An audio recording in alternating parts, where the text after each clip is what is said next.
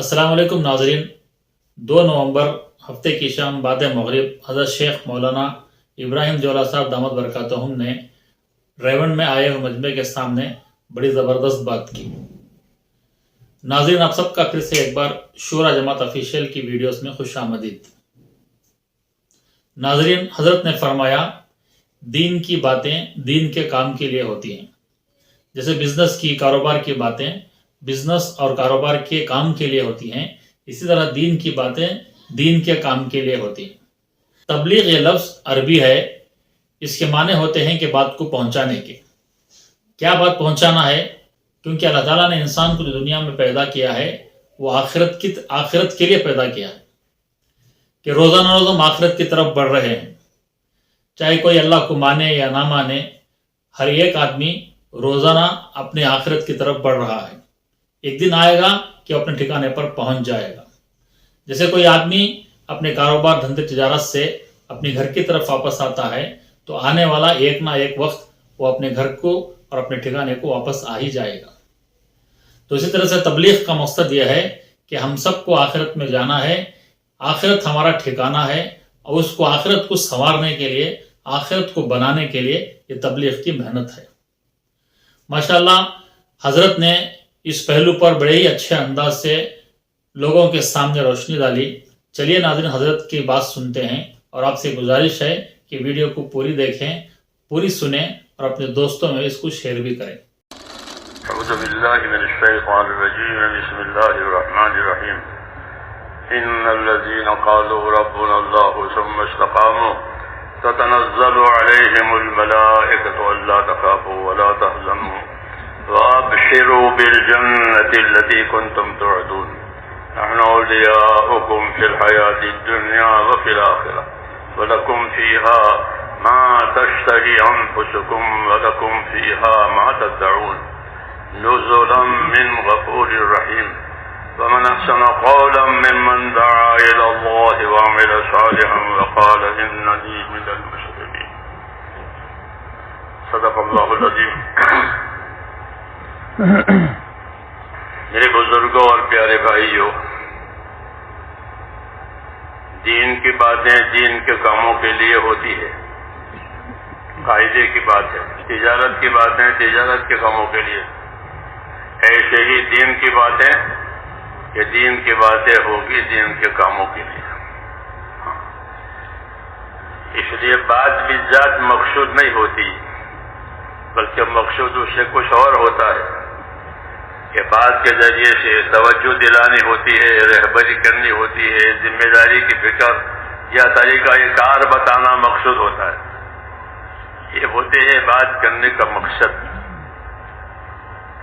اس لیے ہماری بھی بات کرنے کا یہی مقصد ہے۔ تبلیغ اس کو آنا تو ہے پہنچانا، عربی زبان کا لفظ ہے کہ تبلیغ کہ پہنچاؤ، پہنچا دینا۔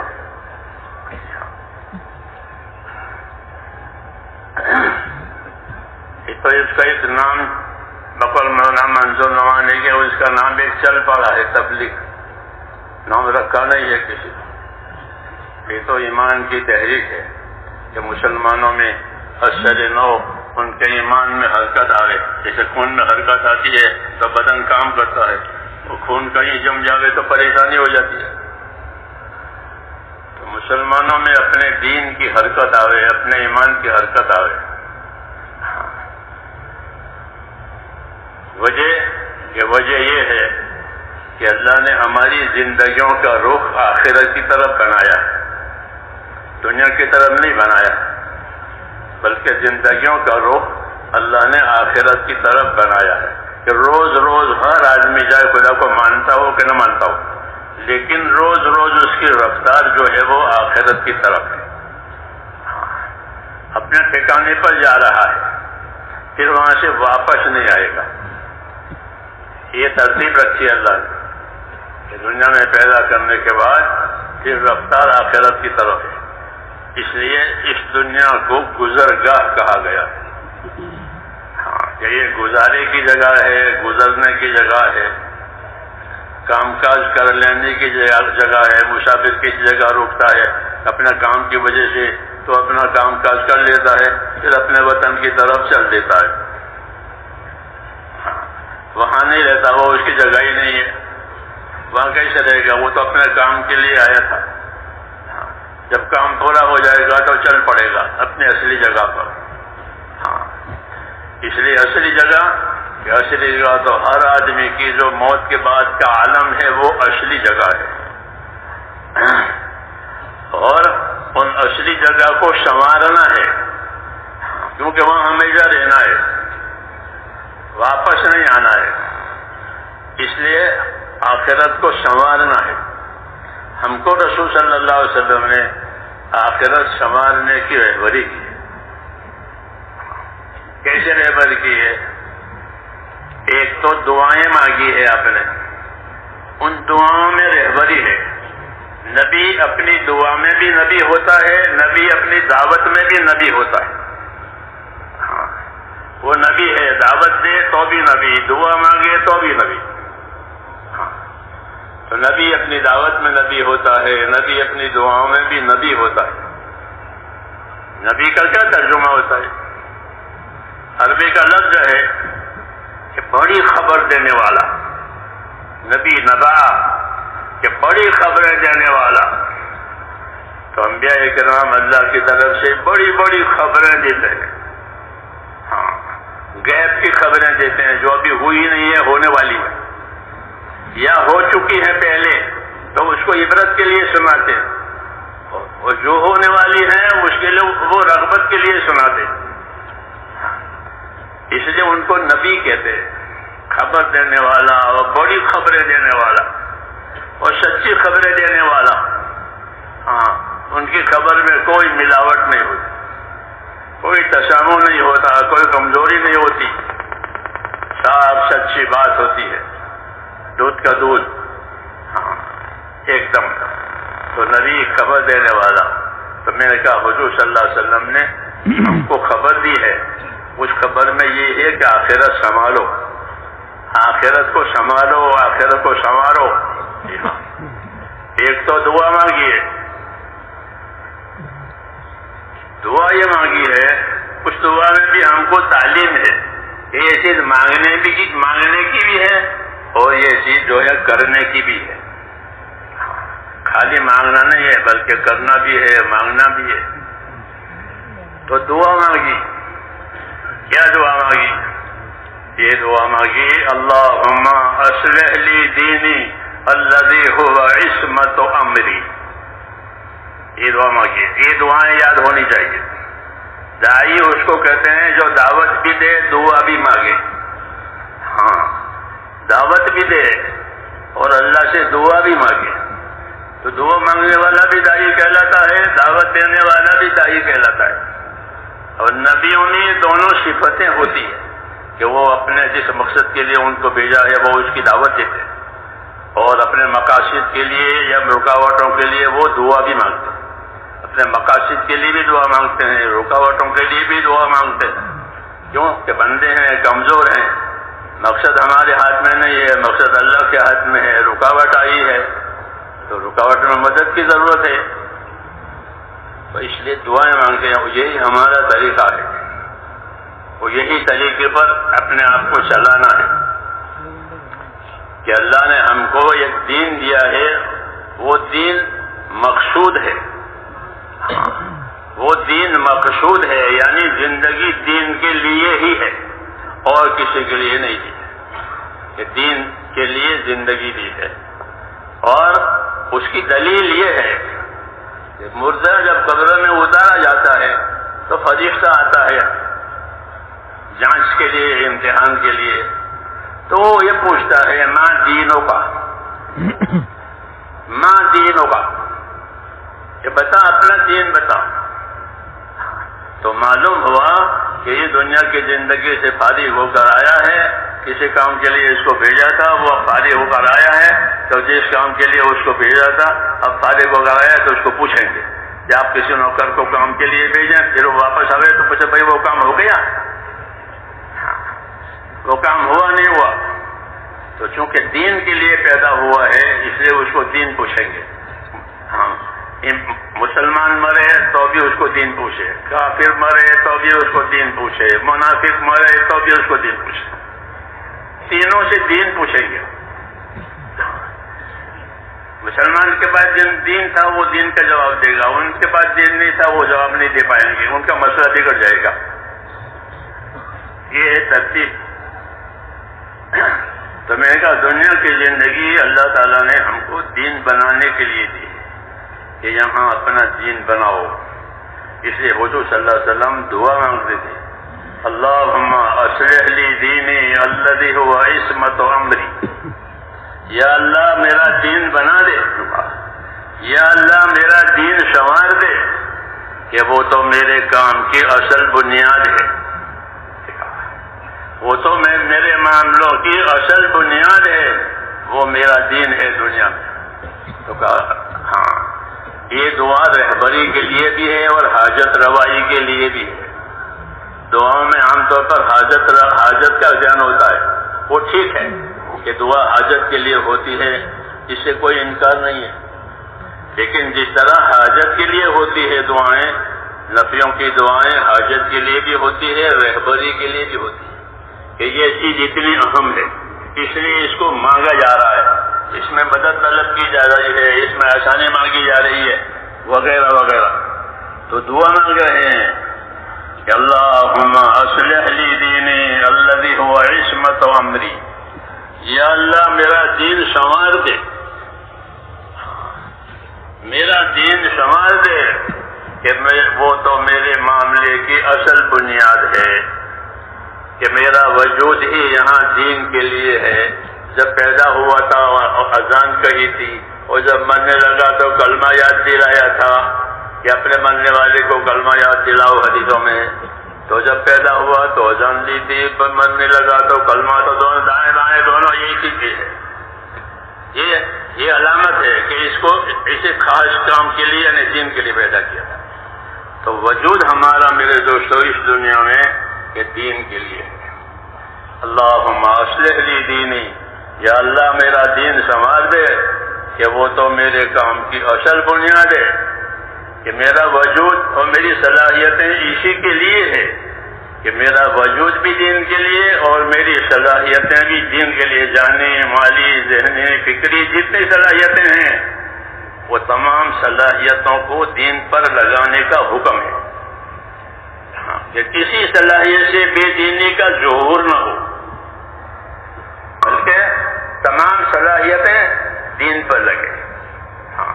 ادخلوا فی السلم کافہ، اپنے دین میں پورے داخل ہو جاؤ، ایک ٹانگ باہر ایک ٹانگ اندر، ایسا پورے۔ ادخلوا فی السلم کافہ، اپنے دین میں پورے آ جاؤ۔ تو اس لیے حضور دعا مانگ رہے ہیں کہ اللہ میرا دین سنوار دے کہ وہ تو میری اصل بنیاد ہے۔ دین کے سنوارنے کا کیا مطلب ہے؟ دین کے سنوارنے کا ایک مطلب یہ ہے کہ دین کے بارے میں جو یقین ہونا چاہیے وہ یقین اندر پیدا ہو جائے، کہ بغیر دین کے کوئی بھی کامیاب نہیں ہوگا۔ ہاں یہ پکی بات ہے، یہ پکی بات ہے کہ بغیر دین کے کوئی طبقہ انسانوں کا کامیاب نہیں ہوگا، نہ تاجروں کا، نہ مزدوروں کا، نہ حاکموں کا، کوئی بھی۔ یہ اپنی جگہ رہے سب کے، لیکن ان سب کی کامیابی کا مدار اللہ نے ان کے دین پر رکھا ہے۔ اس لیے کہا کہ ہمارا دین سنوار دے کہ وہ تو ہماری اصل بنیاد ہے، اصل بنیاد ہے نجات کے لیے بھی، اور اصل بنیاد ہے رہبری کے لیے بھی، کہ دین ہوگا تو آخرت میں نجات ہوگی، دین ہوگا تو یہاں صحیح رہبری ہوگی، حق کیا ہے، باطل کیا ہے، حلال کیا ہے، حرام کیا ہے، ظلم کیا ہے، انصاف کیا ہے، یہ دین بتائے گا، یہ دین بتائے گا کہ انصاف کیا ہے، ظلم کیا ہے، حق کیا ہے، باطل کیا ہے، سچ کیا ہے، جھوٹ کیا ہے۔ جس طرح روشنی میں ہر چیز کھل جاتی ہے کہ کانٹا پڑا ہے یا چابی پڑی ہے زمین پر، ہاں روشنی ہو گئی تو کانٹے سے بچے گا اور چابی اٹھا لے گا، کام کی چیز ہے۔ تو تو ایک روشنی ہے، ایک رہبری ہے، اس لیے اس کا سنوارنا ضروری ہے کہ اپنا دین ہمارا سنور جائے. اور دین سنوارنے کا مطلب کہ اندر دلوں میں اللہ تعالیٰ سے صحیح تعلق ہو جائے. ہاں، یہ ضروری ہے کہ ہمارا تعلق اللہ تعالیٰ سے صحیح ہو جائے. اللہ سے کیا تعلق کریں گے؟ اس کا تو کوئی رشتے دار نہیں ہے، اس کے برابر کوئی نہیں ہے. کہ اللہ سے تعلق عبادت اور بندگی کا ہے. ہاں، یہی تعلق اللہ نے ہمارے درمیان میں پھیلایا ہے. تم سب میرے بندے ہو. جنات اور انسان اور ملائکہ یہ سب اللہ کے بندے ہیں. تو بندگی والا تعلق اللہ تعالیٰ نے دیا ہے. اور دین اسی کی رہبری کرے گا کہ اللہ کی بندگی اور اللہ کی عبادت کیسے صحیح ہو جائے، کیسے بندہ بن کر زندگی گزرے. اس کی رہبری دین کرے گا کہ بندہ بن کر زندگی گزارو. کہ بندہ بن کر زندگی گزارنے کا کیا مطلب ہے؟ کہ بندہ بن کر زندگی گزارنے کا مطلب یہ ہے کہ اللہ کے ساتھ ایمان اور اخلاص سے رہو. اللہ سے کیسے رہو گے؟ کہ اللہ کے ساتھ ایمان سے اور اخلاص سے رہیں گے. کہ اللہ پر ہمارا ایمان ہے کہ اللہ ہی وہ ذات ہے جو عبادت کے لائق ہے، اس کے سوا کوئی عبادت کے لائق نہیں ہے. اللہ ہی وہ ذات ہے کہ جو ہر ضرورت کو پوری کرنے والا، ہر نفع نقصان کا وہ مالک ہے. ہاں، ہر حال میں وہ اپنی قدرت سے سب کچھ کرنے والا ہے، اس کی قدرت سے سب کچھ ہوگا. تو اللہ کے ساتھ معاملہ عبدیت کا، احتیاج اور محتاجی کا، ہاں اللہ کے ساتھ کہ ہم اللہ کی طرف محتاج ہیں اور ہم اللہ کے بندے ہیں، یہ تعلق پیدا کرنا ہے. جتنا اللہ کی طرف اپنی احتیاج بڑھے گی اتنی وہاں سے مدد آئے گی. جتنی احتیاج بڑھے گی، اپنی حاجتیں اللہ کو بتائیں گے تو اتنی مدد ہوگی. یہاں اللہ کو یہ پسند ہے کہ بندے اس کے سامنے اپنی حاجتیں پیش کریں، اس سے مانگیں، اس سے امیدوار رہیں، اس کے ساتھ اچھا گمان کریں، اس سے نا امید نہ ہوئیں. یہ سب ہدایتیں اللہ تبارک و تعالیٰ سے ہم کو دی گئی ہے تاکہ ہمارا تعلق اللہ تعالیٰ سے صحیح ہو جائے. اور اللہ نے ایک بڑی بات ہم کو یہ سنائی کہ میں بندے کے ساتھ وہ معاملہ کروں گا جیسا وہ میرے ساتھ گمان کرے گا.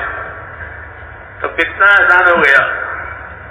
ہاں، اللہ کی تو شانیں ہیں، ان شانوں پر کون عبور کرے گا؟ تو کہا میرے ساتھ جیسا گمان کرے گا ویسا معاملہ کروں گا. ہاں، انا عند ظن عبدی بی، حدیث شریف ہے میں بندے کے ساتھ گمان کے مطابق معاملہ کروں گا. اگر اس کا گمان یہ ہے کہ اللہ میری مدد کرے گا، اللہ میری دعا قبول کرے گا، اللہ میری مشکل آسان کرے گا تو وہ ہوگی. اور یہ کہ اللہ ہم تو بنتے ہیں گنہگار ہیں، ہماری کون سنے گا؟ کہ نہ، اسی بات بھی غلط بات ہے. ابشروا واملوا ما یسرکم، ہدایت دی ہے بشارت لو، خوش رہو اور اللہ سے امیدوار رہو. ایسے امیدوار رہو کہ اللہ تمہیں خوش کر دے گا. دیکھا، اللہ سے امیدوار رہو، اللہ تمہیں خوش کر دے گا. ابشروا واملوا ما یسرکم، جو تمہاری خوشی ہے وہ تمہارے پاس آئے گی، تمہیں خوشی حاصل ہو جائے گی. اللہ سے امیدوار رہو. ہاں، کوئی دوسرا نہیں ہے جو امیدیں پوری کرے. ہاں، اللہ کی وہ ذات ہے جو امیدیں پیدا بھی کرتی ہے دلوں میں اور امیدیں پوری بھی کرتی ہے. اسے تعلیم دی ہے کہ اپنا اللہ کے ساتھ تعلق صحیح کرو، یقین کا، خوف کا، اچھے گمان کا اور اطاعت کا. یہ اس کے عوامل ہیں اللہ سے صحیح تعلق ہے کہ اللہ تعالیٰ کا خوف بھی ہو. ہاں، اللہ تعالیٰ کا خوف ہو کہ اللہ تعالیٰ کا خوف کہ اس میں بڑی خیر ہے. جو اللہ سے ڈرے گا وہ اللہ کی طرف چلے گا. یہ ہے اللہ کے خوف کی تاثیر الگ ہے. دنیا میں کسی مخلوق سے خوف ہو تو آدمی اس سے بھاگتا ہے، دور رہتا ہے. کہ شیر کا خوف ہے کیا سانپ کا خوف ہے تو اس سے دور ہو جائے گا، آدمی اپنے آپ کو بچائے گا. اور اللہ کا خوف کہ اللہ کے خوف میں یہ تاثیر ہے کہ جس کو اللہ کا خوف ہوگا وہ اللہ کی طرف جائے گا. کیوں کہ خوف کی چیزوں سے بچانے والا بھی وہی ہے اور نفع کی چیزیں دینے والا بھی وہی ہے, اور کوئی ہے نہیں کہاں جائے. ہاں حضور صلی اللہ علیہ وسلم کے بارے میں سنتے ہیں ہوا میں تیزی آ جاتی تھی وغیرہ کوئی حالات ہوتے تو آپ فوراً اللہ کی طرف متوجہ ہو جاتے تھے, نماز میں مشغول ہو جاتے تھے, کیونکہ یہ سب چیزیں اللہ کی طرف سے آ رہی ہے, کسی اور طرف سے نہیں آ رہی ہے. اس لیے خوف کا پیدا ہونا, خوف کا بڑھنا, یہ تو ایمان کے بڑھنے کی نشانی ہے. ہاں جب یہ خوف پیدا ہوگا تو اللہ کی طرف رجوع زیادہ ہوگا خوف کی وجہ سے. من خاف ادلج ومن ادلج بلغ المنزل, حدیث شریف میں کہ جو ڈرا وہ تو زندگی چلا. ایک طبیعت انسانی بتائی ہے کہ کسی چیز کا ڈر ہوتا ہے اس کے فوت ہونے کا تو آدمی جلدی جاتا ہے, بس نکل جائے گی, گاڑی نکل جائے گی, دواخانہ بند ہو جائے گا وغیرہ وغیرہ ہوتا ہے تو آدمی جلدی جاتا ہے. خوف کی کیفیت اللہ نے پیدا کی ہے اس لیے کہ مقصد کی طرف جلدی کریں. حکمتیں ہیں اللہ تعالیٰ کی, حکمتیں ہیں اللہ تعالیٰ کی کہ بندوں کے لیے خوف کو پیدا کیا کہ خوف ان کو مقصد کی طرف مددگار بنتا ہے. جہاں جو لاپرواہ ہوتا ہے, بے خوف ہوتا ہے, وہ محروم رہتا ہے. تو خوف میں حکمت ہے. خوف پاگل کرنے کے لیے نہیں ہے کہ ڈر سے ڈرتے پاگل ہو گیا, عقل کھوئی کہ نہ وہ خوف نہیں, بلکہ وہ خوف ہے کہ جو اللہ کے تعلقات کو صحیح کراوے, اللہ کے حقوق کی سمجھ دے. یہ تو اس لیے حضور صلی اللہ علیہ وسلم اللہ تعالیٰ سے خوف مانگتے تھے. وہ تو حضور صلی اللہ علیہ وسلم کی زندگی میں تو تھا ہی خوف, ہم کو سکھانے کے لیے کہ تم بھی اللہ تعالیٰ کا خوف مانگو. ہاں ورنہ آپ صلی اللہ علیہ وسلم سب سے زیادہ اللہ سے ڈرنے والے تھے. یہ آپ نے اپنے بارے میں خود بتایا ہے کہ انی لاخشاکم واتقاکم للہ, کہ میں تم میں سب سے زیادہ اللہ سے ڈرنے والا ہوں اور میں تم میں سب سے زیادہ اس کی ناراضگی سے بچنے والا ہوں. یہ تعارف کرایا ہے اور اس میں دعوت ہے, یہ تعریف نہیں ہے بلکہ تعارف کرایا ہے اپنی حیثیت کا, اپنے منصب کا, کہ میں تم میں سب سے زیادہ اللہ سے ڈرنے والا ہوں اور میں تم میں سب سے زیادہ اس کی ناراضگی سے بچنے والا ہوں. انی لاخشاکم واتقاکم للہ, یہ ہم کو تعلیم دی ہے کہ اللہ کے ساتھ تمہارا معاملہ کیسے ہوگا. کیا ہماری شریعت میں اللہ سے نڈر ہو جانا کفر ہے؟ اللہ سے نڈر ہو گیا کہ یہ کفر ہے. ایمان کا تقاضا ہے کہ اللہ سے ڈرے, اور اللہ سے ڈرنے کا مطلب یہ ہوتا ہے کہ اللہ کی نافرمانی سے اپنے آپ کو بچاوے اور اللہ کی طرف سے جن چیزوں کا مطالبہ ہے وہ مطالبہ پورا کرے. یہ ڈرنے کا مطلب ہے. تو اس لیے حضور صلی اللہ سے ڈر مانگتے تھے کہ اللہ مجھ کو اپنا ڈر دے. یہ ہم کو تعلیم دی ہے کہ مجھ کو اپنا ڈر دے. یہ کتنا ڈر, بعض مرتبہ ڈر اتنا ہوتا ہے کہ آدمی پاگل ہو جائے, اس کے خواص باختہ ہو گئے, ڈر گیا کہ اتنا ڈر نہیں. ہر چیز کی مقدار, ہر چیز کی ترتیب بتانا نبی کے ذمہ ہوتا ہے. حضرت فرماتے تھے نبی نیت بھی بتائے گا, عمل بھی بتائے گا, ترتیب بھی بتائے گا, ہاں تاکہ کام پورا ہو جائے. نبی کے ذمہ ہے کہ نیت بتاوے, عمل بتاوے, ترتیب بتاوے, تاکہ مقصد پورا ہو جائے. ہاں کس نیت سے کرو گے اور کیا کرو گے اور کس طرح کرو گے. تو نیت, عمل, ترتیب یہ تعلیم ہوتی ہے پیغمبر کی, تاکہ زندگیوں کا رخ اللہ کی طرف صحیح ہو جائے. کیونکہ دین جو ہے میرے بھائیوں, بقول مولانا الیاس صاحب رحمۃ اللہ علیہ کے دین یہ اعمال کے مجموعے کا نام ہے. دین دال یا نون 3 حرف ہے, اور اس کا اطلاق, اس کا مطلب کیا ہوتا ہے کہ دین, تو فرماتے تھے کہ دین وہ اعمال کے مجموعے کا نام ہے. جیسے گلدستہ ہوتا ہے نا پھولوں کا مجموعہ, ایسے دین کہ دین اعمال کے مجموعے کا نام ہے کہ دین میں بہت سے اعمال ہیں. بعض اعمال کا تعلق دل سے ہے، دل کا عمل ہے. دل کا عمل ہے کہ اللہ پر یقین کرے، اس کو ایمان کہتے ہیں کہ اندر سے اللہ پر یقین کر کے اللہ ایک ہی ہے، وہی عبادت کے لائق ہے، اور اس سے ڈرے اور اس سے امیدوار رہے.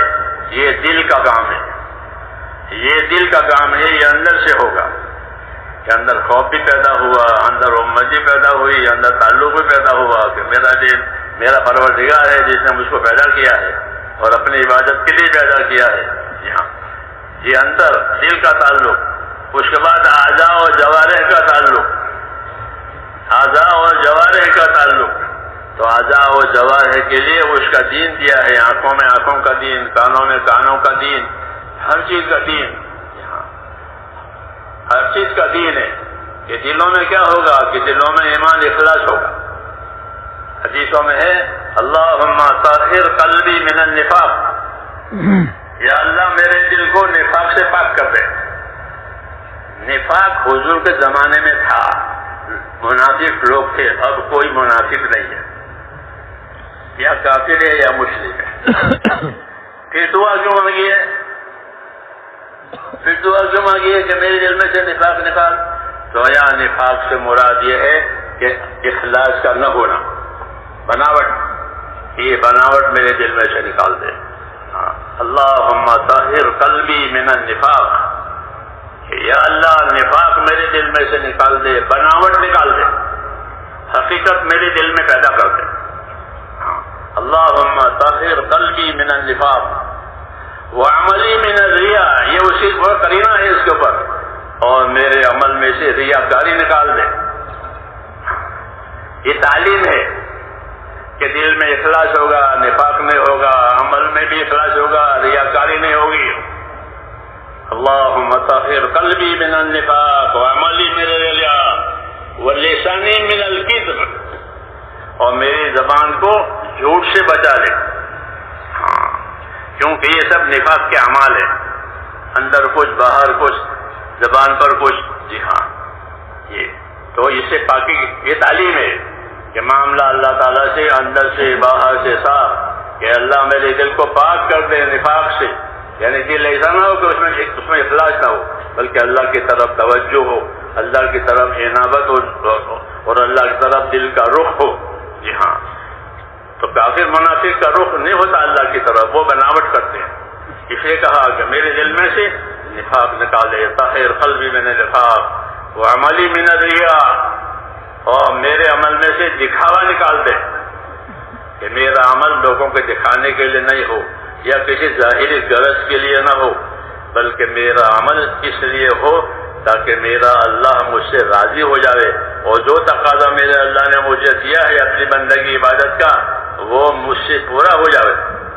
جی ہاں، وہ تقاضا مجھ سے پورا ہو جائے. اس لیے کہا میرے عمل کو ریا سے، اور میرے دل کو نفاق سے، اور میری آنکھ کو خیانت سے بچا لے، کہ میری نظر میں خیانت نہ ہو. وائی نے میرا خیانت، کہاں کہ نظر میں خیانت ہوتی ہے.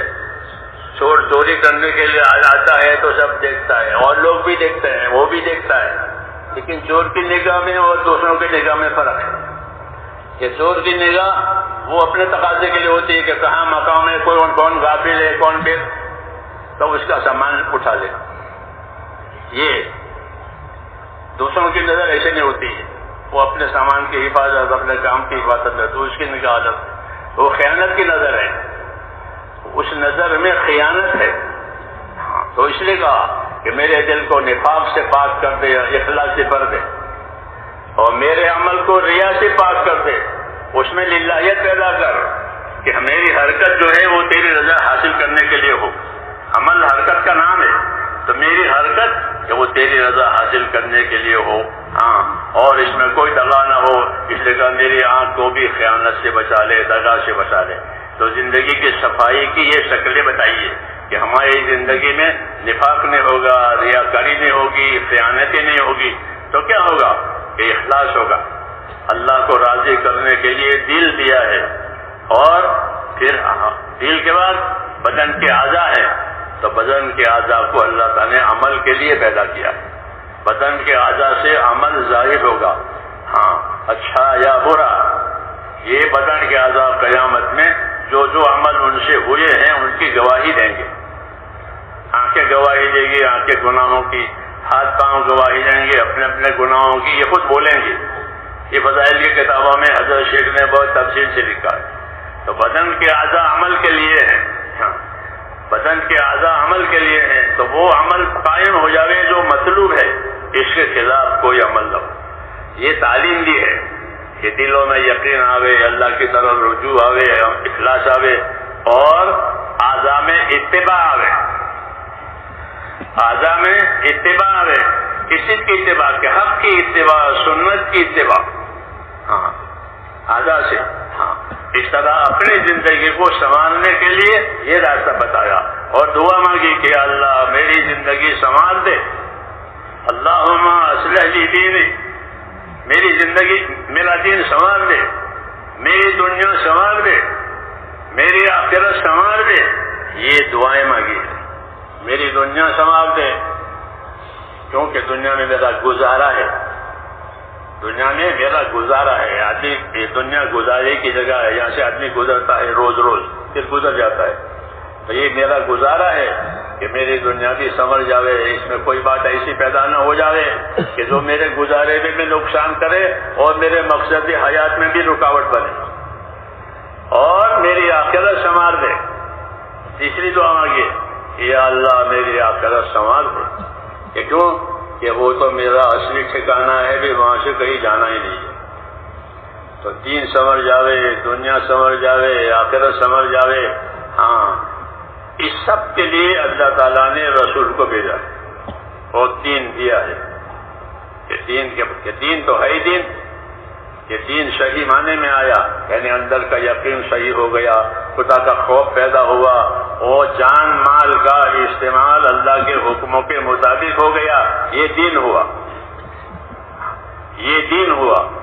کیونکہ جان اور مال کی جتنی طاقتیں اللہ تعالیٰ کی طرف سے ہم کو ملی ہے، وہ نعمت کے طور پر بھی ہے اور امانت کے طور پر بھی ہے. اس میں دونوں پہلو ہے. یہ نعمتیں، جان یعنی حیات امانت ہے، ہاں موت تو مصیبت ہے. موت کیا ہے؟ مصیبت الموت. قرآن شریف مصیبت الموت، موت مصیبت ہے. اور حیات، کہ حیات نعمت ہے، کہ ہاں حیات نعمت ہے. حدیث میں ہے کہ سب سے افضل آدمی کون ہے؟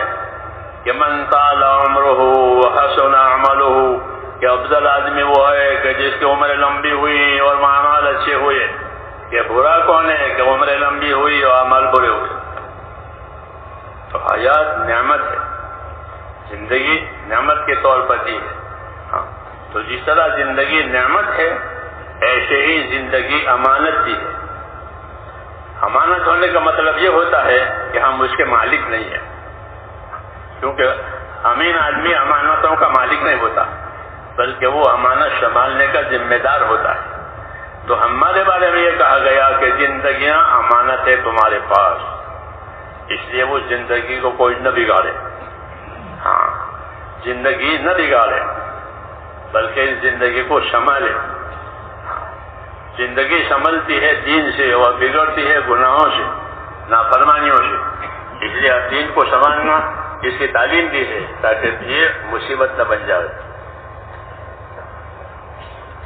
اور ہماری دنیا سنوار دے، جو مانگا ہماری دنیا سنوار دے.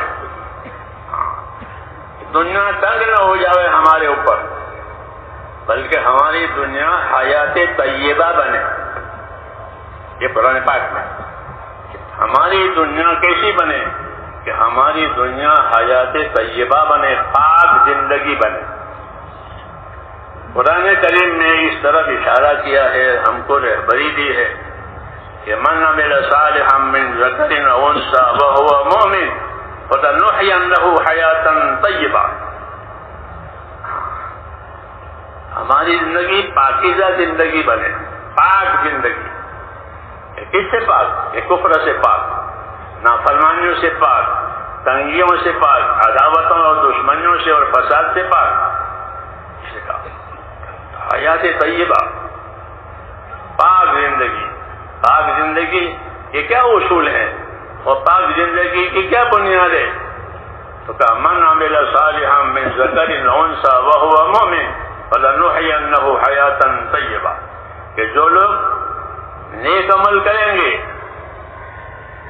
اس حالت میں کہ ان کا ایمان یقین صحیح ہوگا، یعنی وہ ایمان والے، یقین والے، اخلاص والے ہو کر نیک اعمال کرتے رہیں گے، تو ایسے لوگوں کو دنیا میں جینے کے لیے پاک زندگی دیں گے. حیاتاً طیبہ، پاک زندگی دی جائے گی کہ وہ کفر سے، نافرمانیوں سے، تنگیوں سے اور دوسری قسم کی بناؤں سے یہ پاک ہوگی. تو زندگی کے پاک ہونے کی زیادہ نفع یہ ہے کہ زندگیاں چونکہ عبادت کے لیے دی ہے اور یہ رکاوٹیں نہیں ہیں تو عبادتیں زیادہ ہوگی، اور یہی اصل اس کا نفع ہے کہ جو زندگی اللہ نے پاک صاف ستھری دی ہے، فراغت دی ہے، تو اس صاف ستھری زندگی اور فراغت کو اللہ کے حکموں پر لگایا اور عبادت میں لگایا جاتا ہے. حدیث پاک میں ہے کہ دو نعمتیں بڑی ہیں جو اللہ کی طرف سے بندوں کو دی جاتی ہے، لیکن ہوتی ہے تو نعمتیں مگر کھوٹ کھانے والے اس میں زیادہ ہوتے ہیں. اللہ تو نعمت کے طور پر دیتے ہیں دونوں نعمتیں، مگر اس میں لوگ کھوٹ کھاتے ہیں. یہ آگاہی ہے تاکہ کھوٹ نہ کھائیں. جی ہاں، آگاہ کرنے کے لیے یہ اسلوب اختیار کیا گیا تاکہ کوئی کھوٹ نہ کھاوے اور کھوٹ والے راستے پر نہ جاوے. وہ دو نعمتیں ہیں کہ وہ دو نعمتیں کیا ہیں جو لوگوں کو ملتی ہے اللہ کی طرف سے اور لوگ کھوٹ کھاتے ہیں. کہ ایک تو تندرستی ملتی ہے، صحت اس کو کہا کہ ایک تندرستی، کہ اللہ تعالیٰ زندگی میں تندرستی دے، کہ یہ بڑی نعمت ہے. سارے کاموں کا بن جانا اور ادا ہو جانا تندرستی پر موقوف ہے. عبادت ہو، کھانا پینا ہو، کمانا ہو، یہ سب تندرستی پر موقوف ہے. یہ بڑی نعمت ہے. یہ دو نعمتیں بڑی ہیں، ایک تندرستی اور ایک فرصت کہ آدمی فارغ ہے. اللہ نے سب کچھ دے رکھا ہے، کوئی فکر نہیں ہے، نہ حال کی نہ مستقبل کی کوئی فکر نہیں، فارغ ہے، ایک دم فری. یہ دو نعمتیں ہیں، فراغت اور صحت یعنی تندرستی ہے. تو یہ بڑی نعمتیں ہیں، ہر کوئی چاہتا ہے اس کو، لیکن اس سے فائدہ اٹھانے والے تھوڑے. صحت کے زمانے میں ہاں یہ کھانا پینا، دوسری موت کی ہے. اور فراغت ہے، یہ فراغت میں آرام کرنا، سونا، فضولیات،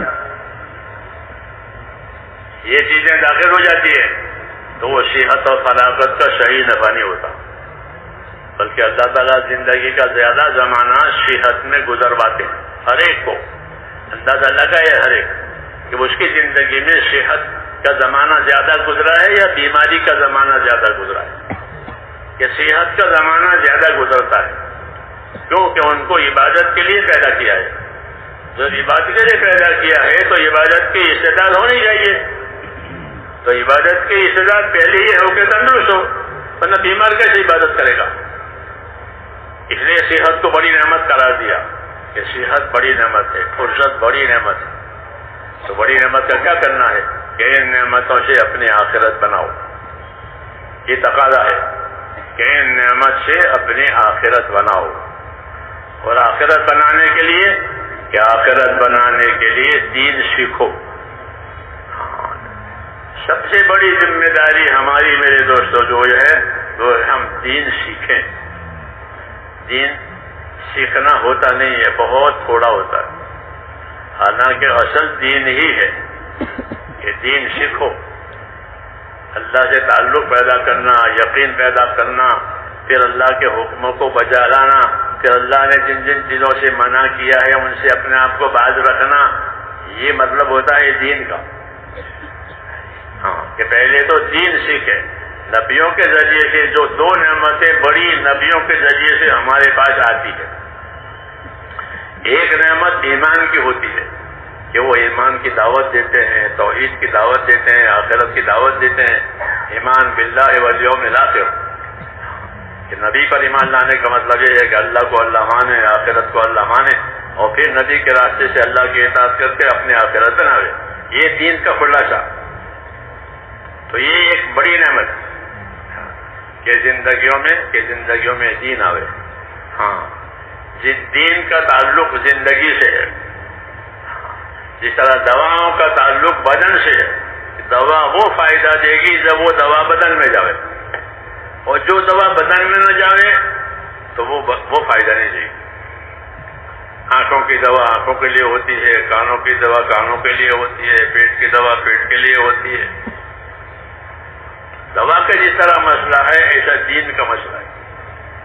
ہاں کہ جس حصے کی دوا ہے وہ حصے میں وہ دوا جانی چاہیے، تو اس حصے کا درد ختم ہو جائے گا.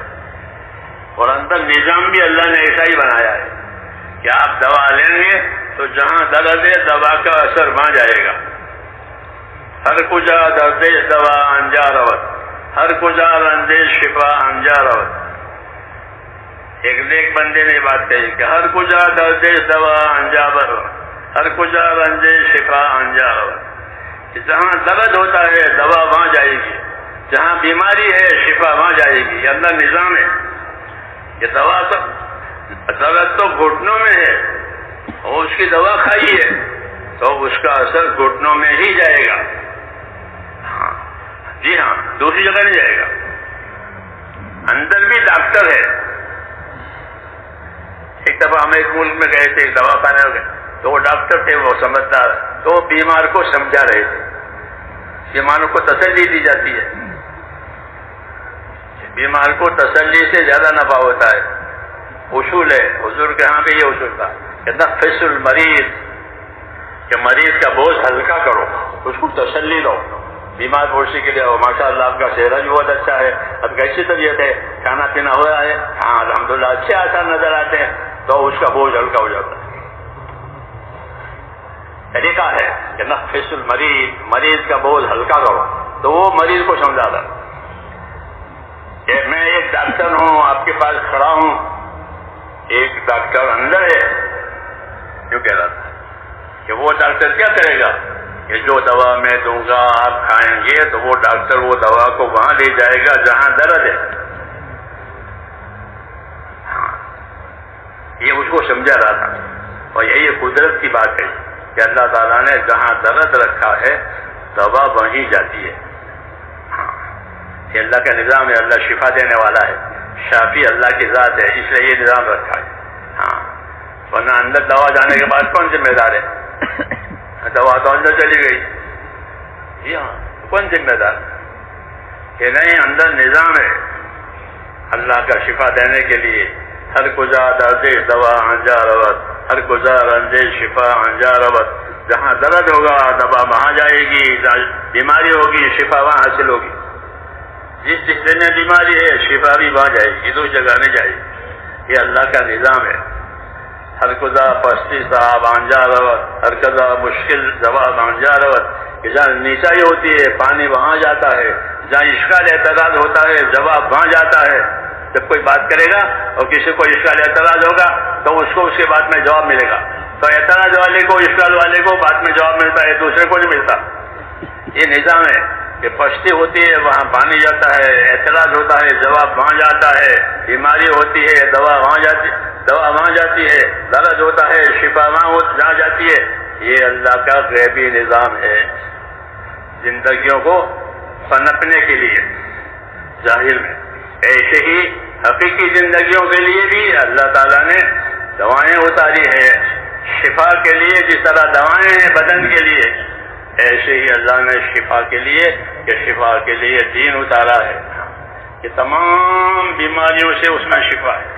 سب سے بڑی بیماری کفر کی بیماری ہوتی ہے، نفاق کی بیماری ہوتی ہے. ہاں وہ بڑی بیماریاں کہ دین آیا تو یہ کفر ختم، نفاق ختم، اب ایمان اخلاص آئے گا. ہاں پھر قرآن کریم کو اللہ نے شفا بنا کر دیا. وَنُنَزِّلُ مِنَ الْقُرْآنِ مَا هُوَ شِفَاءٌ وَرَحْمَةٌ لِّلْمُؤْمِنِينَ. کہ ہم نے قرآن اتارا ہے اور قرآن اتارتے ہیں ہم وہ ایمان والوں کے لیے شفا بھی ہے، ان کی اندرونی بیماریوں کے لیے، اور ان کے لیے رحمت بھی ہے. کہ اس پر چل کر کے وہ اللہ کی رحمت کے حقدار بن جائیں گے، کیونکہ قرآن اللہ کی اطاعت کی طرف دعوت دیتا ہے. قرآن کریم اللہ کی اطاعت کی طرف دعوت دیتا ہے. اور اطاعت رحمت کا ذریعہ ہے، اس لیے قرآن کو رحمت کا ذریعہ بنایا۔ اطیعوا اللہ واطیعوا الرسول لعلکم ترحمون، اطاعت کرو اللہ کی اور اس کے رسول کی تاکہ تم پر رحم ہو جائے۔ تو رحم کا ذریعہ اطاعت ہے، قرآن اسی کی رہبری کرے گا کہ اللہ کی بات مانو، اللہ کے رسول کی بات مانو۔ اس سے میرے دوستوں بنتی ہے زندگیاں جو مطلوب ہے، جو مطلوب ہے۔ اس لیے یہ دین ہے جو اللہ تعالیٰ نے ہم کو دیا ہے اور اس کا تعلق زندگیوں سے ہے۔ جب زندگیوں میں دین آئے گا تو یہ دین لے کر جس طبقے میں جائیں گے اس طبقے میں دین پہنچے گا، کیونکہ دین ان کی زندگیوں میں آیا، دین ان کی زندگیوں میں آیا، معلومات میں نہیں، خالی معلومات میں ہے۔ تو معلومات میں ہونے کی وجہ سے طبقے میں نہیں جائے گا، زندگی میں ہونے سے طبقے میں جائے گا۔ تاجر کے پاس دین آیا تو اس کی تجارت میں دین آئے گا، وہ اپنی تجارت میں امانت دار رہے گا، سچا رہے گا، سچا رہے گا، حقوق کی ادائیگی کرے گا، انصاف اور احسان کرے گا معاملات میں۔ کیوں کہ اس کی زندگی میں دین آیا ہے۔ مزدور کی زندگی میں دین آیا ہے تو وہ مزدور اپنی زندگی میں، مزدوروں میں مصیبت ہوتی ہے دو، ایک وہ کام چور بھی ہوتے ہیں، سامان چور بھی ہوتے ہیں۔ یہ ہم کو ہدایت ملتی ہے کتابوں میں کہ مزدور ان کی بیماریاں ہوتی ہے، ایک تو کام چور کہ جتنا کام کرنا ہے وہ نہیں کیا اور وقت پورا کر دیا، اور دوسرا کہ اس کام کے لیے جو ضروری سامان تھا وہ سامان میں چوری بھی کر دی۔ ان خیر من استاجرت القوی الامین، کہ بہترین مزدور وہ ہے جو کام کو پورا کرنے میں قوت بھی لگاوے اور اپنے امانت داری بھی دکھاوے۔ یہ اصول قرآن نے بتایا کہ مزدوری کا یہ اصول ہے۔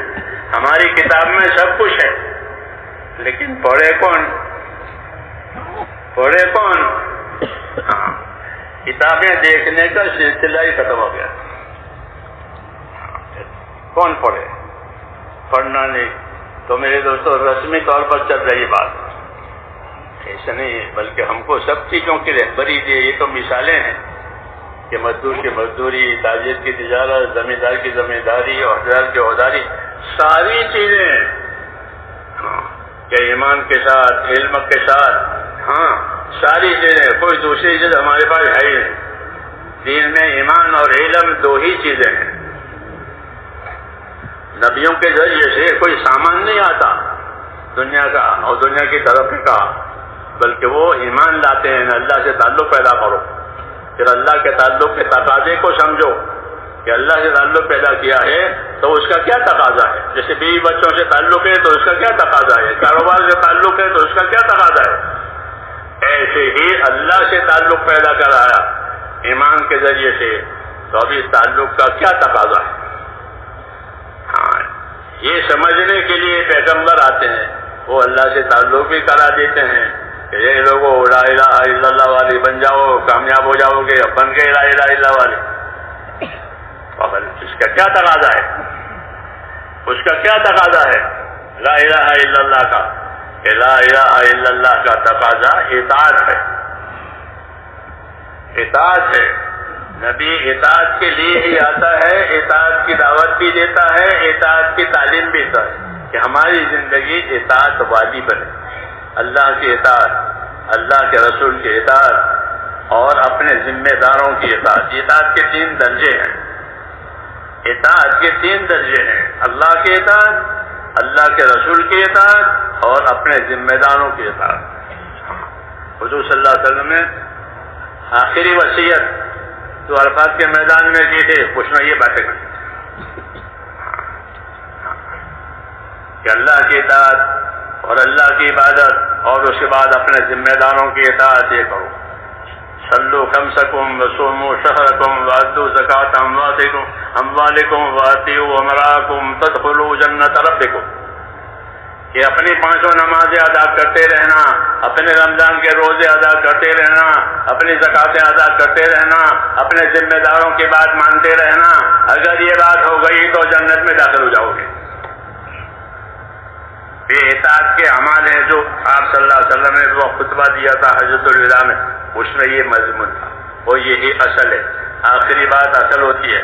تو جی ہاں، تو زندگیاں میرے دوستوں اطاعت پر آوے، یہ تقاضا ہے کہ ہماری زندگی دین کی محنت سے، دین کی دعوت سے، دین کی تعلیم سے اللہ کی اطاعت پر آوے. سب سے پہلے اللہ کی اطاعت اور رسول کی اطاعت میں کوئی فرق نہیں ہے، ایک ہی چیز ہے. من یطیع الرسول فقد اطاع اللہ. جس نے رسول کی سن لی اس نے اللہ کی سن لی، جس نے رسول کی مان لی اس نے اللہ کی مان لی. اس میں دو نہیں ہے. ہاں، رسول وہی کہے گا جو اللہ کہیں گے. اس نے کہا جس نے رسول کی مانی اس نے اللہ کی مانی. تو ایک ذمہ داری یہ ہے کہ زندگیوں میں اللہ تعالیٰ کی اطاعت آوے، اور اطاعت کا دائرہ بہت وسیع ہے. ہاں، حیات سے لے کر کے موت تک.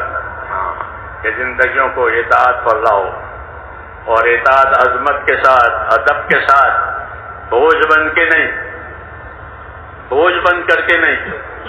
وہی مقصود ہے دعوت سے، وہی مقصود ہے تبلیغ سے کہ ہماری ایک ایک کی زندگیوں میں اطاعت اور تابعداری آ جائے. پھر کچھ کہنا نہیں پڑے گا. جیسے صحابہ کرام کہ انہوں نے اپنی زندگی میں اپنے آپ کو اطاعت کرنے والا بنایا. یہ سب سے بڑا جوہر ہے. یہ اطاعت سب سے بڑا جوہر ہے. ہمیشہ فرشتے اطاعت میں ہی رہتے. لا یعصون اللہ ما امرہم ویفعلون ما یؤمرون. فرشتوں کی صفت بتائی، فرشتوں کی صفت بتائی ہے. یہ فرشتے کہ بالکل اللہ کی نافرمانی نہیں کرتے، اور وہی کام کرتے ہیں جن کا ان کو حکم دیا گیا، اس کو اطاعت کہتے ہیں. ہاں، وہی کام کریں گے. تو یہی چیز ہمارے پاس بھی آئی ہے. فرشتوں والی صفتیں، اطاعت کرنے سے فرشتوں والی صفتیں پیدا ہوگی. یعنی آدمی گناہوں سے بچے گا. جیسے فرشتے گناہوں سے معصوم ہیں، آدمی معصوم تو نہیں ہوگا لیکن محفوظ ہوگا. جی ہاں، اطاعت کی وجہ سے وہ گناہوں سے محفوظ ہوگا. ہاں، فرشتے تو معصوم ہیں، انبیاء کرام معصوم ہیں. یہ اپنی اطاعت کی وجہ سے معصوم تو نہیں بنے گا لیکن محفوظ بنے گا کہ آئندہ گناہوں سے اس کی حفاظت ہو جائے گی. اس لیے میرے دوستو، جب گناہوں سے حفاظت ہوگی تو اب اس کی زندگی میں طاعت کا ہی رنگ رہے گا کہ اطاعت ہوگی. ہاں، کہ ایمان میں وہ اطاعت کرنے والا ہے، یعنی اللہ پر یقین کرنے والا، اللہ سے خوف کھانے والا اور اللہ کے حکموں کو پورا کرنے والا. پھر دوسرے نمبر میں عبادت آئے گی اطاعت کے اندر کہ اللہ کی عبادت کی شکل ہمارے ہاں مخصوص ہے. نماز، روزہ، زکوٰۃ، حج، ذکر، تلاوت عبادت کہلاتی ہے. یہ عبادتیں کہ دعوت اور تبلیغ کی محنت کا اثر یہ ہوتا ہے کہ عبادت کی مقدار بڑھ جاتی ہے. ہاں، دعوت و تبلیغ میں لگے ہیں، اللہ کی طرف لوگوں کو بلا رہے ہیں، اللہ کے دین سکھا رہے ہیں، تو اس کا کیا اثر ہوگا کہ ان کی عبادت کا پہلو بڑھ جائے گا. اگر نہیں بڑھا ہے تو یہ کمی ہے، یہ کوتاہی ہے. کس دلیل سے؟ کہ صحابہ کی سیرت سے کہ صحابہ کرام نے جب اس کام میں پاؤں رکھا تو جس طرح ان کا ایمان، یقین، خوف بڑھا، ان کی عبادت بھی بڑھ گئی، ان کی عبادتیں بڑھ گئی. ہاں، دعوت کا اثر ہے کہ دعوت ہضم ہوگی تو عبادت بڑھ جائے گی. ہاں، فرض عبادت تو فرض ہی ہے، وہ تو کرنا ہی کرنا ہے، وہ تو اللہ کا حق ہے. فرائض کے علاوہ نوافل، مستحبات کہ یہ چیزیں بڑھ جاتی ہیں.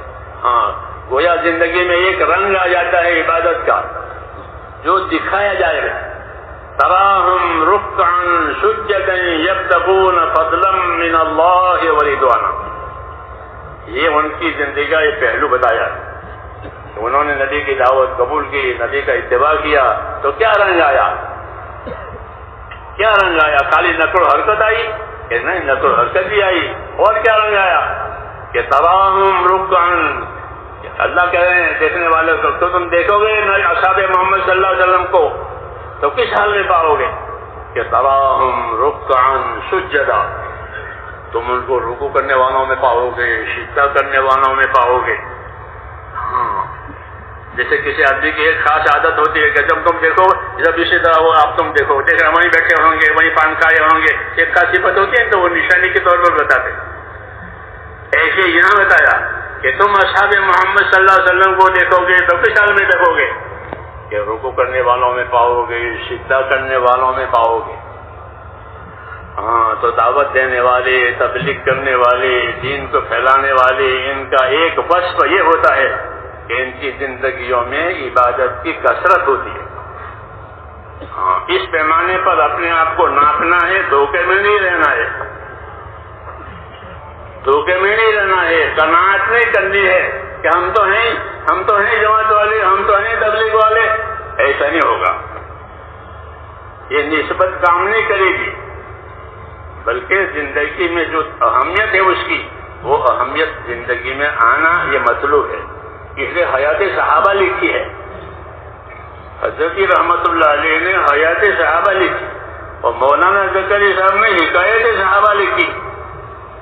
حکایت صحابہ پر نا بار بار ہے، اس کے اندر 12 باب پر ایک چھوٹا سا رسالہ ہے، لیکن اس میں بہت چیزیں ہیں.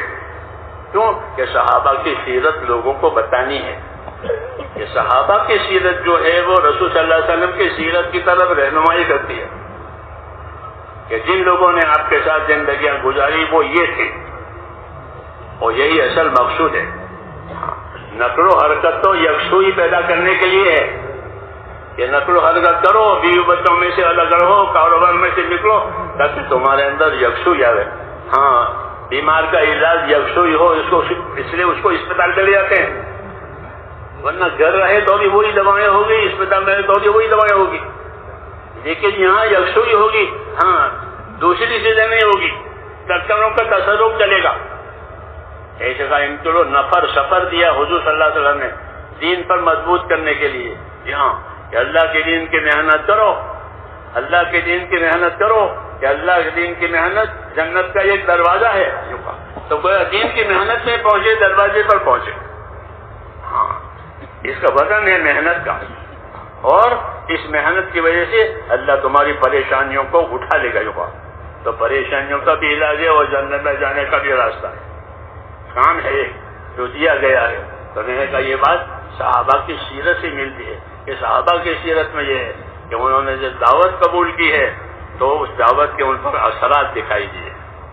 ہاں کیا اثرات دیکھ کہ سب سے پہلے عبادت بڑھ گئی زندگیوں میں، ایمان لانے کے بعد عبادت بڑھ گئی. ہاں ہمارے ہاں تو شہر لنگاری ہے، یہاں 2 سنت پڑھ لو، ادھر پڑھ لو، آ جاؤ بھائی، آ جاؤ بھائی. یہ ایسا نہیں، یہ بات صحیح نہیں ہے، بلکہ اس محنت کا اثر ہوتا ہے کہ وہ کیا ہے کہ عبادت کی طرف توجہ، عبادت کی طرف انہمار، کیونکہ زندگی عبادت کے لیے اللہ نے دی ہے. تو اس لیے کہا کہ تراہم رکعا سجدا، تم اصحاب محمد کو دیکھو گے تو کیسے پاؤ گے کہ رکوع کرنے والوں میں پاؤ گے، سجدہ کرنے والوں میں پاؤ گے.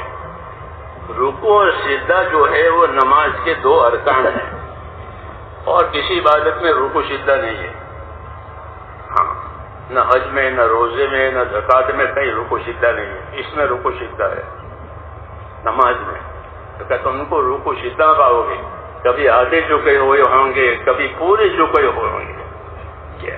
ہاں کبھی آدھا اپنے آپ کو پیش کر دیا ہے اللہ کے سامنے رکوع میں، اور کبھی پورا پیش کر دیا ہے اللہ کے سامنے. ہاں کہ گھٹنے بھی ٹیک دیے، پیشانی بھی ٹیک دیا. تراہم رکعا سجدا، یہ کیفیت اللہ کو پسند ہے. اس لیے آنے والی امت کو یہ دکھا کہ تم اصحاب محمد کو دیکھنا چاہو گے تو اس حال میں دیکھو گے. تو یہ علامت ہے کہ دعوت اور تبلیغ کا ایک اثر یہ بھی ہے کہ عبادت کی کثرت ہو جاوے. ہاں عبادت کی کثرت ہو جاوے، کہ کثرت سے عبادت کرتے تھے. کیوں کہ عبادت کے لیے پیدا ہوئے ہیں، عبادت سے اللہ سے تعلق پیدا ہوتا ہے، عبادت کا ایک خاص نور ہوتا ہے، افضلیت اور بندگی کی شان پیدا ہوتی ہے. تو اس لیے یہ رہبری ہے کہ تم ان کو رکوع سجدوں میں پاؤ. تراہم رکعا سجدا، وہ چاہتے کیا ہیں کہ یبتغون فضلا من اللہ ورضوانا. 2 چیزیں کہ ایک تو وہ اللہ کا فضل چاہتے ہیں، اللہ کے فضل میں روزی جنت سب آ جاتا ہے. مولانا اجلاس صاحب فرماتے ہیں کہ اللہ سے فضل مانگا کرو. اللہم انی اسألک من فضلک، کہ اللہ سے فضل مانگا کرو کہ فضل میں روزی بھی آ گئی، فضل میں تندرستی بھی آ گئی، اور فضل میں جنت بھی آ گئی. کہ کوئی آدمی اپنے عمل سے جنت میں نہیں جا سکے گا تو کیسے جائے گا؟ کہ اللہ کے فضل سے جائے گا. یہ بات اللہ کے فضل ہے. تو فرمایا اللہ سے اپنا فضل مانگو اس کا کہ فضل. تو وہ یہ حضرات اللہ کا فضل مانگتے تھے. ہاں، یبتغون فضلا من اللہ ورضوانا، رکوع سجدوں میں پاؤ گے، یعنی عبادت کی کثرت. یہ علامت ہے دعوت کی کہ دعوت ہضم ہو رہی ہے تو عبادت کثرت سے ہوگی. ہاں، فرائض بھی ادا ہوں گے، نوافل بھی ادا ہوں گے، فوائد بھی ادا کریں گے. ہاں، بہت سے لوگوں کو جن میں نمازیں فوت شدہ باقی ہے. جو سمجھدار ہوتے ہیں وہ اس کا حساب لگاتے ہیں کہ ہماری فائدہ نمازیں، فائدہ روزے، فائدہ زکاتیں یہ پوری ہو جاوے، کیونکہ آخرت میں جواب دینا پڑے گا. تو یہ کہا کہ ان کی عبادت کا اثر تم دیکھو گے صحابہ میں کہ وہ رکوع میں پاؤ گے سجدوں اور کثرت سے رکوع اور سجدے. حضرت علی فرماتے تھے کہ صحابہ کرام کو دیکھتے تم لوگ تو ان کے پیشانیوں پر سجدوں کے ایسے نشانات ہیں جیسے بکری کے گھٹنوں پر ہوتے ہیں. بکری کے گھٹنے دیکھنا آگے کے، وہ بیٹھنے کے لیے پہلے اسی کو جو ہے ہٹ دیتی ہے تو گھس گھس کر کے وہ کھال جو ہے سخت ہو جاتی ہے اور مٹی والا رنگ ہو جاتا ہے اسے گھٹنے کا، بکری کا، یعنی ان کے کھال سخت ہو جاتی ہے. ایسے کثرت سجدوں سے ان کی پیشانی پر وہ نشان سخت پڑ جاتے ہیں کثرت سجدوں کی وجہ سے. تو حضرت علی مثال دیتے تھے کہ ان کی پیشانیوں پر نشانے پاؤ گے. کیسے پاؤ گے؟ کہ مثل رکب المعزہ، کہ بکریوں کے گھٹنوں کی طرح سے بڑے بڑے نشان سجدوں کے، کہ لمبے لمبے سجدے کیے ہیں، لمبی لمبی راتیں عبادتیں کی ہیں. جی ہاں، ذوق پیدا ہو گیا عبادت کا، ذوق پیدا ہو گیا. ہاں، یہ عبادت میں کچھ ملتا ہے. ہاں، یہ کام ہے کہ دعوت کی وجہ سے ایک تو عبادت کا ذوق شوق پیدا ہوتا ہے. جی ہاں، دوسری صفت جو ان میں پیدا ہوئی ہے، عبادت کا ذوق شوق تو تابعین میں بھی تھا کہ وہ بھی عشاء کے وضو سے فجر پڑھا کرتے تھے. اس سے پڑھتے ہیں فضائل میں 40 کے قریب تو ایسے ہو گئے تھے جو ہمیشہ عشاء کے وضو سے فجر پڑھا کرتے تھے. ایسے عبادت گزار جوان. اور ابن عمر ان کی عبادت گزاری کا اعتراف کرتے تھے کہ بے شک تم اب اپنی عبادت میں بہت آگے چلے گئے ہو. تو عبادت کا ذوق شوق پیدا ہونا یہ دعوت کا اثر ہے. دعوت کا یہ اثر ہے کہ عبادتیں پہلے کے مقابلے میں بڑھ گئی. یہ نہیں کہ شہر انگاری کہ بھائی 2 سنت پڑھ لو، ویتر پڑھ لو، آ جاؤ بھائی آ جاؤ بھائی. یہ بات صحیح نہیں ہے. یہ بات قابل توجہ ہے. ہاں، اور وہ کہیں بھی نہیں جاتی، کہیں بھی نہیں جاتی. اللہ معاف کرے، بہت سے فرائض ابھی زندگیوں میں باقی ہیں جو ادا نہیں ہوئے ہیں. حالانکہ وہ حضرات تو بہت آگے نکل گئے تھے. تو میرے دوستو، دعوت اور تبلیغ کا ایک اثر یہ بھی ہے کہ عبادت میں کثرت ہو جائے، کہ عبادت کے لیے پیدا ہوئے ہیں. اللہ نے عبادت کے لیے جناتوں کو، انسانوں کو وجود دیا ہے. ہاں، کوئی رسم نہیں پوری کرنی ہے، کوئی پروگرام خالی نہیں پورا کرنا ہے، بلکہ زندگیوں میں ایک اثر پیدا کرنا ہے. یہ کون ہے کہ یہ اصحاب محمد ہے. جو لوگ دیکھتے ہیں یہ اصحاب محمد ہے. اس لیے ہمارے سامنے اصحاب رسول صلی اللہ علیہ وسلم کی سیرت پیش کی گئی ہے. حضرت مولانا زکریا صاحب رحمۃ اللہ نے حکایت صحابہ لکھی ہے. مختصر کتاب ہے لیکن اس میں بہت کچھ ہے. اور حضرت رحمۃ اللہ علیہ نے تو پوری کتاب لکھی. جی ہاں، آیات الصحابہ. وہ بیچاری سائڈ پر ہو گئی. ہاں، وہ سائڈ پر ہو گئی. تو جو علم اس کام کے لیے درکار تھا وہ ہے نہیں. جو علم اس کام کے لیے درکار تھا وہ ہے نہیں. فرماتے تھے حضرت کہ مجھے جو کچھ کہنا تھا امت سے وہ میں نے اس کتاب میں کہہ دیا. وہ تو ذمہ داری پوری کر کے چلے بھی گئے.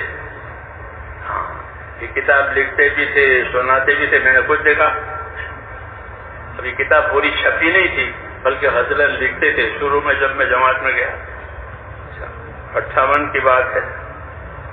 تو حضرت لکھتے تھے اور کچھ اوراق چھپ کر آتے تھے دیکھنے کے لیے, اور کچھ تو آپ کے پاس لکھے ہوئے ہوتے مشودہ. تو بعض مرتبہ وہی لے کر آتے تھے عشاء کے بعد پرچہ, اس میں اپنے جو لکھی ہے جب وہ سناتے تھے. یہ ابھی چھپی نہیں آپ کے ہاتھ میں ہے. ہاں مجھے بھی کچھ ورق دیے تھے پہلی ملاقات میں کہ میں حیات صحابہ چھپ رہی ہے, وہ سے کچھ ورق چھپ گئے ہیں تو میں دوں گا تجھے, صبح دیکھ لینا. اچھا اس طرح وہاں کے آنے والوں کو نوازتے تھے, ورنہ میں ان کی کتاب کو کیا دیکھتا اور میں ان کی کتاب پر کیا نظر کرتا جو میری نظر اتنی وسیع ہو. لیکن وہ ہر آنے والے معلوم ہوتا ہے کہ عالم ہے, مولوی ہے, تو اس کی قدر افزائی فرماتے تھے. اچھا میرا علاوہ اور بھی ایک بزرگ آئے تھے, ان کو بھی دی حضرت کہ میں نے کتاب یہ ہے آپ دیکھو اس کو, تو دیکھا. تو یہ طریقہ ہوتا تھا. تو میں نے کہا حضرت نے کتاب لکھی ہے اور اس کتاب میں وہ سب باتیں تھیں جو آپ لوگوں سے کہنا یا کرانا چاہتے تھے. اس لیے ہمارے کام کی بنیاد میرے دوستوں جس طرح نقل و حرکت پر ہے, اسی طرح ہمارے کام کی بنیاد علم و ذکر پر بھی ہے. ہاں نقل و حرکت بھی ضروری ہے کہ اس کے بغیر تو یہ کام کیسے آگے بڑھے گا. تو نقل و حرکت بھی ضروری, لیکن نقل و حرکت نری نقل و حرکت نہیں بلکہ علم و ذکر کے ساتھ, علم و ذکر کے ساتھ. جس طرح چکی نری چلتی رہی ہو تو آواز آئے گی چکی چلنے کی, باقی خود پیٹ بھرنے کا سامان نہیں ہوگا. چکی چل رہی ہے, گردش کر رہے ہیں پتھر, لیکن اتنا کافی نہیں ہے.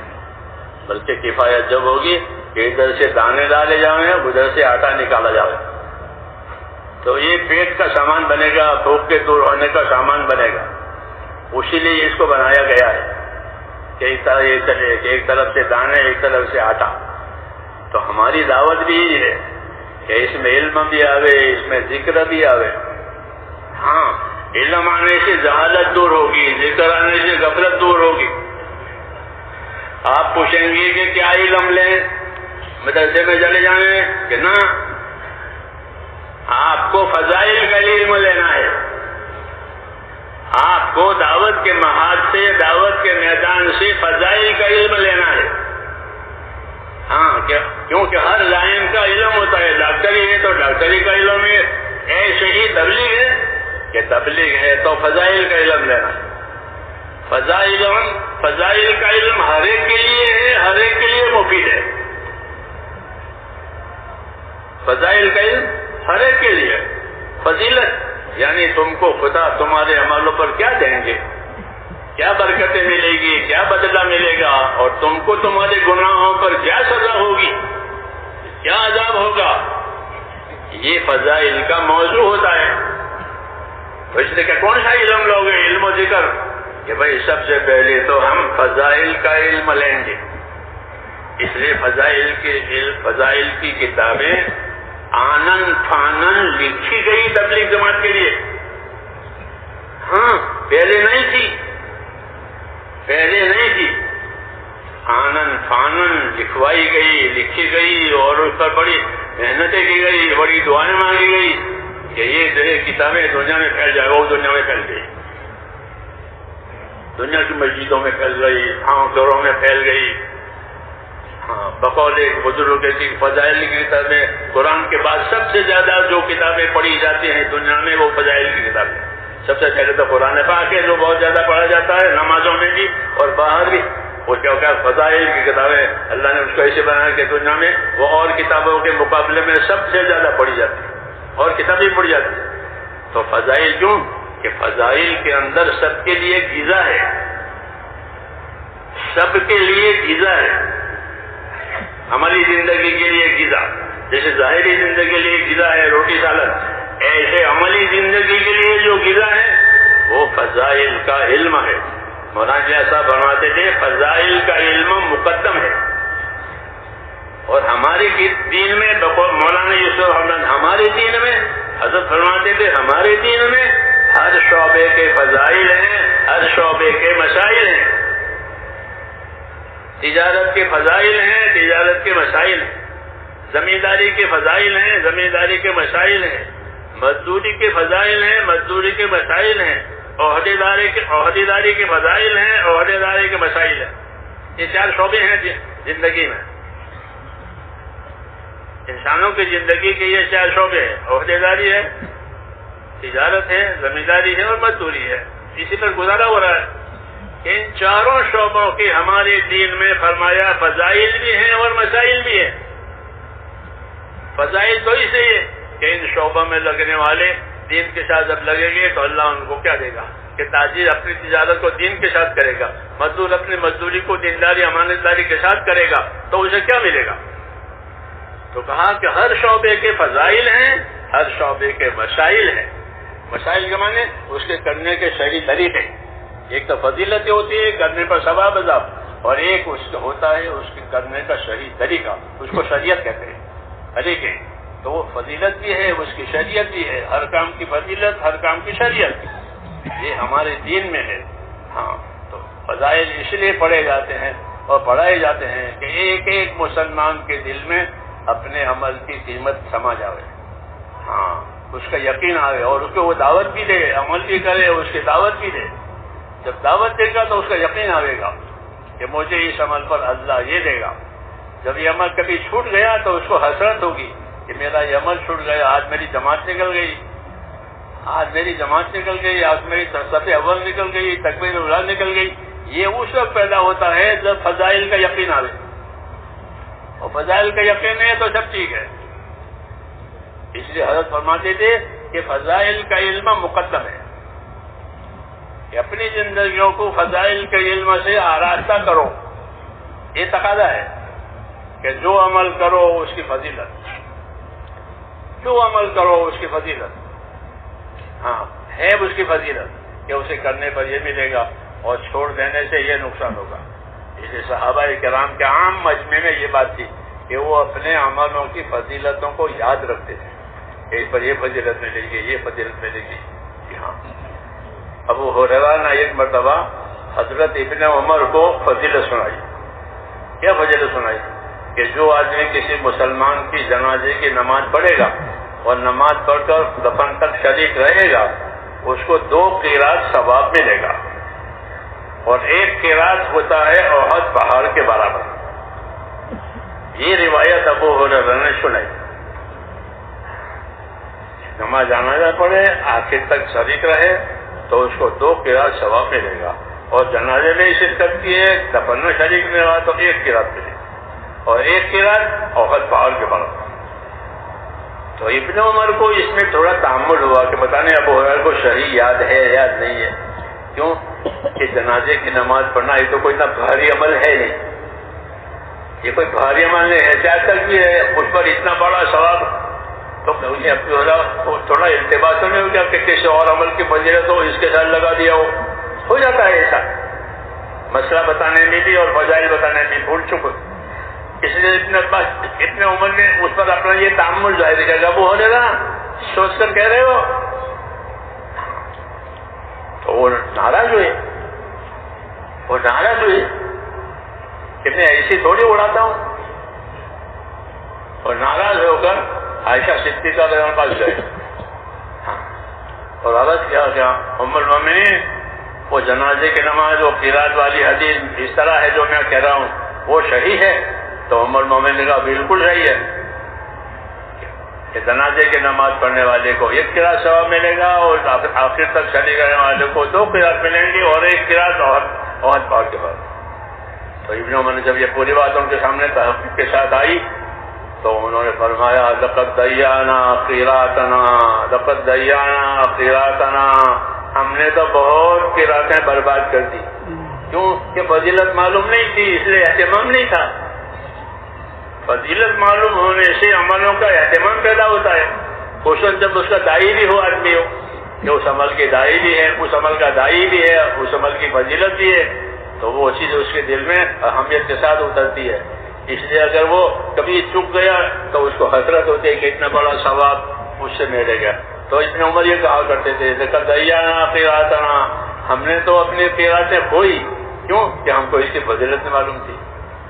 تو یہ صحابہ کے زمانے سے ہے کہ عمل کی ترقی کا دار و مدار علم پر ہے، اور علم میں سب سے مقدم فضائل کا علم ہے. علم و ذکر کو اس کام میں اسی لیے رکھا گیا ہے. ہاں، کہ علم و ذکر ہو تبلیغ میں، علم و ذکر ہو دعوت میں، علم و ذکر ہو عبادت میں. علم و ذکر تو زندگی کی ہر حالت کے ساتھ ہوتا ہے. جیسے ریل کی پٹڑی، دو پٹڑی ریل کے لیے، بس ریل ہمیشہ پٹڑی پر ہی ہوتا ہے، بغیر پٹڑی کے ریل نہیں چلتی. اس طرح مسلمان کی زندگی علم و ذکر کے بغیر نہیں ہوتی. اس کو ہر چیز کا علم، یہ کام ہے، اس کے بارے میں خدا کا یہ حکم ہے، اور اس کے بارے میں نبی کا یہ طریقہ ہے. یہ علم و ذکر سے مراد ہوتا ہے کہ ہر کام میں، ہاں، کھانا کھاوے، کھانا کمائے، کچھ کرے، تو اس میں یہ دو چیزیں ہوتی ہے کہ اس میں خدا کا حکم یہ ہے، نبی کا طریقہ یہ ہے، وہ علم و ذکر. تو علم و ذکر زندگی کی طرح سے دو پٹری ریل کے نیچے، پٹری کے بغیر ریل کیسے چلے گی؟ اس لیے اس کو اس کام میں رکھا گیا ہے. اور پھر علم فضیلت کے علم کو مقدم کیا ہے کہ ہر مسلمان فضیلت کے علم کو جانے، کیونکہ یہ آسان ہے. فضیلت کا علم سیکھنا بھی آسان، پوچھنا بھی آسان. مسائل تو ضرورت کی وجہ سے پوچھے جاتے ہیں کہ کوئی کام بگڑ گیا تو مسئلہ پوچھو. حج میں کام بگڑ گیا تو حج کا مسئلہ پوچھو، نماز میں کام بگڑ گیا نماز کا مسئلہ پوچھو. تو مسائل تو حاجت اور حوادث کی وجہ سے پیش آتے ہیں. نہیں تو سب ٹھیک ہے، بس نماز پڑھ لی، کوئی بات نہیں ہوئی تو ہو گئی نماز. ہاں کوئی بات ہو گئی تو مسئلہ پوچھنا پڑے گا. لیکن فضائل کے فضائل تو ہر عمل کے ساتھ ہے اور ہر وقت ہے اس کے فضیلت. اسے حضرت فرماتے تھے کہ فضائل کا علم مقدم ہے. کیوں؟ کہ وہ ایک تو زندگی میں شوق پیدا کرے گا اعمال کا، کہ جتنا فضائل کا دھیان ہوگا اتنا عمل کا شوق، اتنی عمل کی رغبت یہ پیدا ہوگی. پھر اس کو عمل کے چھوڑنے کی ہمت نہیں ہوگی کہ اس کو تو اتنی بڑی فضیلت ہے، میں اس کو کیسے چھوڑوں. ہاں، کہ محنت بھی کرے، فضیلت بھی جانے، محنت بھی کرے تو اندر یقین پیدا ہوتا ہے، محنت سے یقین پیدا ہوتا ہے، اور فضیلت سے عمل کا ثمرہ سمجھ میں آتا ہے. اس لیے دونوں جمع ہوتی ہے تو پھر آدمی عمل نہیں چھوڑتا. اس لیے طریقہ کار ہمارا یہ ہے کہ فضائل بھی سنو، عمل بھی کرو، فضائل بھی سنو، عمل کرو. اس طرح زندگی علم و ذکر سے جڑے گی، اور وہی اس کی اصلی لائن ہے، علم و ذکر. علم و ذکر نہیں ہے تو جہالت غفلت ہے. تو پھر وہ رواجی چیز ہے، یہ عادت پڑی ہوئی ہے. تو ہم کو عادتوں میں سے، رواجوں میں سے نکالا گیا ہے اور ہم کو طریقوں پر قائم کیا گیا ہے. اس لیے 6 صفات دی ہے. ہاں، یہ صفات کہ ہماری دعوت میں، ہماری زندگی میں آوے، اس سے اللہ سے مانگیں اور اس کو اپنی زندگی میں لائیں اور امت میں اس کی دعوت چلائیں. ہاں، کہ ایمان میں یقین آوے، ایمان میں خدا کا خوف آوے، نمازوں کا اہتمام ہو جاوے، عبادتوں کا اہتمام ہو جاوے. ہاں، اور اس کا سیکھنا سکھانا ہو جاوے. دوسروں کے حقوق کے بارے میں فکر مند رہے، بندوں کے حقوق کے بارے میں فکر رہے کہ ہمارے اوپر کسی کا حق نہ رہے، ہم حق ادا کر کے زندگیاں گزارے. تو یہ ساری ایک ترتیب ہے. ہاں، اللہ سے بھی معاملہ صحیح کرنے کے لیے اور بندوں سے بھی معاملہ صحیح کرنے کے لیے اور اپنے آخرت بنانے کے لیے. ہاں، اللہ سے معاملہ صحیح ہو جائے، بندوں سے معاملہ صحیح ہو جائے اور اپنے آخرت بن جائے. آخرت بنتی ہے اخلاص اور استقامت سے، کہ زندگیوں میں اخلاص آوے، زندگیوں میں عمل کی پابندی آوے تو اس سے آخرت بنتی ہے. ہاں، کیونکہ آخرت کو اللہ نے بقا دیا ہے کہ آخرت باقی رہنے والی ہے. اس لیے جو عمل صحیح اور قبول ہو گئے وہ باقی رکھے جائیں گے. اس لیے ہم کو اس کی تعلیم دی گئی ہے میرے دوستوں کہ اس طرح زندگیوں کا رخ ہمارا دعوت کی وجہ سے اللہ کے حقوق میں، بندوں کے حقوق میں، اپنے آخرت کے بارے میں صحیح ہو جائے. اس لیے اس کے سیکھنے سکھانے کی دعوت ہے، اس کو دنیا میں پھیلانے کی بھی دعوت ہے کہ اس کو اپنے لیے سیکھو اور سیکھنے کے لیے پھرو. کیونکہ اب کوئی اس کے لیے مدرسہ نہیں ہے، درسگاہ اس کے لیے نہیں ہے، بلکہ صحبتوں میں سیکھو. حضرت فرماتے تھے کہ پہلے زمانے میں، صحابہ کے زمانے میں دین صحبتوں میں سیکھا جاتا تھا. مدرسے نہیں تھے، ادارے نہیں تھے، چھاپخانے نہیں تھے، وسائل نہیں تھے. تو پھر کیسے سیکھتے تھے؟ ایسے سیکھتے تھے صحبتوں میں. جیسے ہمارے گھر میں ہماری بچیاں گھر کا کھانا پکانا وغیرہ وہ ماں کے ساتھ رہ کر سیکھتی ہے. وہ صحبت کی تعلیم ہے. ایسے ہی دین کی تعلیم، کہ دین کی تعلیم و تربیت ایک دوسرے کی صحبت سے سیکھا جاتا تھا. اور یہ پکی بات ہوتی تھی ہاں کہ وہ سکھاوے، وہ سیکھے، اس کی نظر کے نیچے رہے. اس لیے صحابہ کرام صحبتوں سے دین لیتے تھے اور صحبتوں سے دین دیتے تھے. جی ہاں، تو یہ پکا ہوتا ہے کہ وہ عمل بھی نظر آتا ہے، دعوت بھی نظر آتی ہے، تعلیم بھی نظر آتی ہے. تو حضرت فرماتے تھے ہمارا یہ پرانا طریقہ ہے، ایک دوسرے کی صحبت میں رہو، نکلو پھرو، سیکھو، پوچھو، یاد کرو. ہاں یہ کیونکہ یہ زمانہ کتابوں سے نکل لینے کا نہیں ہے. عمریں بڑی ہو گئی، اب کتابوں سے کیسے لوگے؟ تو ضروری دین اور دین کی اہمیت کے دلوں کے اندر پیدا ہو جاوے. اللہ تعالیٰ نے اس زمانے میں یہ دین جیسے دیا ہے ہاں، تو اس میں اس کی اہمیت ہے. ایمان یقین بنے، عبادت بنے، علم و ذکر کا رخ آوے، ایک دوسرے کے حقوق، یہ اس میں مطلوب ہے. اور یہ سارا اللہ اور آخرت کے لیے کرنا ہے. اس کے لیے میرے دوستوں وقت مانگا جاتا ہے کہ اپنے آپ کو بھی نکالیں اور دوسروں کو بھی نکالیں تاکہ زندگی کا رخ صحیح بن جاوے، آخرت کی پڑ جاوے. تو اس کے لیے سب حضرات تیار ہیں، اور جو تقاضے دیے جانے اس کام کو چلانے کے لیے، اس کے لیے بھی آپ حضرات تیار ہیں. ہاں تو اپنے آپ کو پیش کریں.